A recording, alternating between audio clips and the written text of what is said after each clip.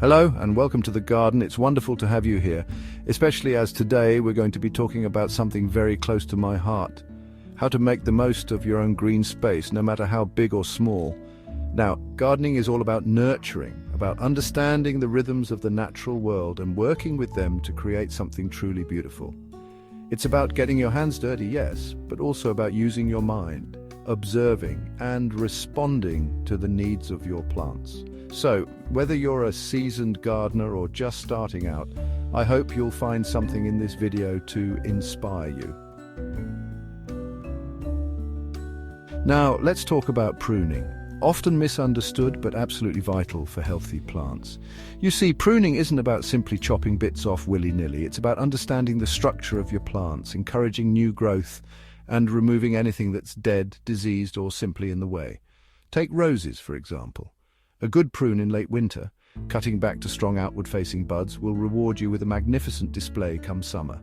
The same goes for fruit trees. A well-pruned apple or pear is a joy to behold come harvest time. Remember, each plant has its own needs, so do a bit of research. A sharp pair of secateurs is essential, and don't be afraid to be bold. A little tough love can go a long way. Now, no garden can thrive without good soil. It's the very foundation of your green haven, providing vital nutrients and support for your plants. So, how do you ensure your soil is up to scratch? Well, it all starts with understanding what you've got. Is it heavy clay, free-draining sand, or something in between? Once you know your soil type, you can start to improve it. Adding organic matter is key, whether it's homemade compost, well-rotted manure, or leaf mold. These all help improve soil structure, drainage, and nutrient content. Don't forget to get your hands dirty and really work it in. And while you're at it, why not do a quick pH test? This will tell you how acidic or alkaline your soil is, which will influence what plants will thrive. Chapter 3.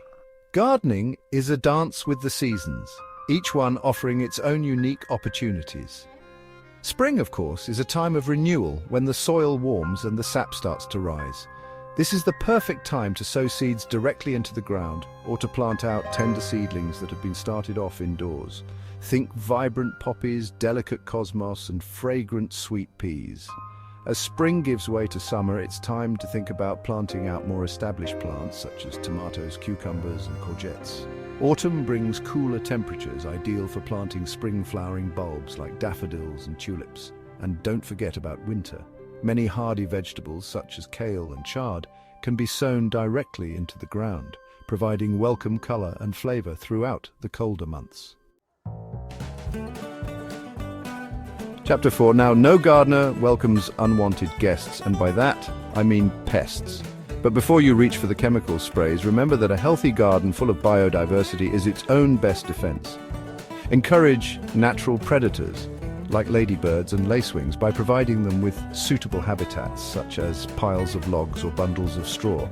Companion planting can also be incredibly effective, deterring pests with their scent or attracting beneficial insects. For example, planting marigolds alongside tomatoes can help keep whiteflies at bay. And if you do find yourself with a pest problem, try a homemade solution first. A simple spray of soapy water can work wonders on aphids, while a strong blast from the hose can dislodge caterpillars. So there you have it. Just a few tips and tricks to help you create a garden that brings you joy, year after year. Remember, gardening is a journey, not a destination. It's about experimentation, observation, and yes, sometimes even a little bit of failure. But it's through these experiences that we learn and grow as gardeners. So get out there, get your hands dirty, and most importantly, have fun.